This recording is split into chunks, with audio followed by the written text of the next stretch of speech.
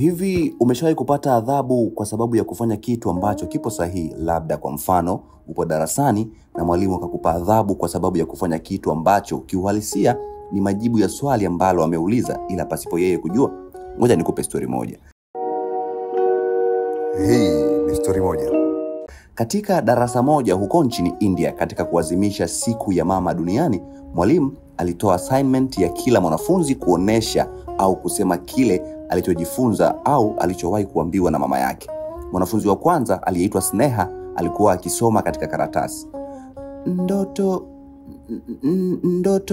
Wanafunzi wenzake walianguka vicheko wakimcheka kwa kukosa kujiamini, isipokuwa Ayush ambaye alisimama na kumtia moyo. Come on Sneha, usiogope, wewe ni bora sana na unaweza kufanya bora zaidi. Come on, huku akimpigia makofi na kuhamasisha wengine pia kumshangilia. Kila ndoto ni special, hakuna ndoto ndogo. Mama yangu husema kuwa huru na ndoto yako inapaswa kuwa yako. Mama yangu husema.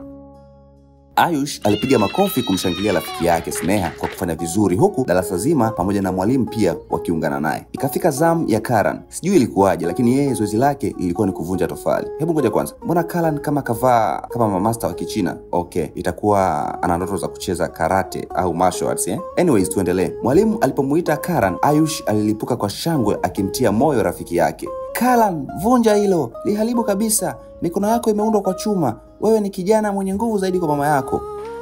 Ayush, sit down. Kwa bahati mbaya, Karan alijaribu mara ya kwanza na kushindwa kuvunja, lakini bado Ayush hakumkatia tamaa. Aliinuka kumtia moyo tena licha ya wenzake kumcheka. Karan, usikate tamaa, jaribu tena, unaweza kufanya. Come on. Tendo kile kilimfanya mwalimu kumuona Ayush kama msumbufu na kumpa adhabu ya kunyosha mikono juu. Sijui ndo kuita mvua kibongobongo. दीवार की तरफ मुड़ जाओ. Lakini akiwa mbele bado aliendelea kumtia moyo Karan, na hatimaye Karan akaweza kuvunja tofali, kitendo ambacho kilimfanya Ayush aruke kwa shangwe. Nilijua kuwa unaweza kulivunja. Wewe ni bingwa, nilisema hivyo. Hebu msikie hapa. Mara pap akaingia mwalimu wa kiume. Haya Ayush, makofi yametosha. Tuambie na wewe umejifunza nini kutoka kwa mama yako?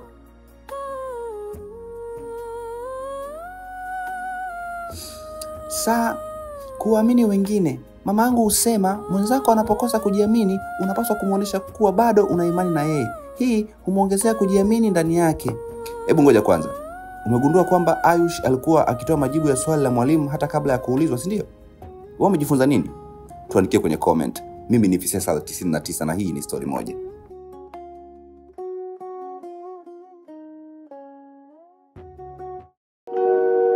Hii ni story moja.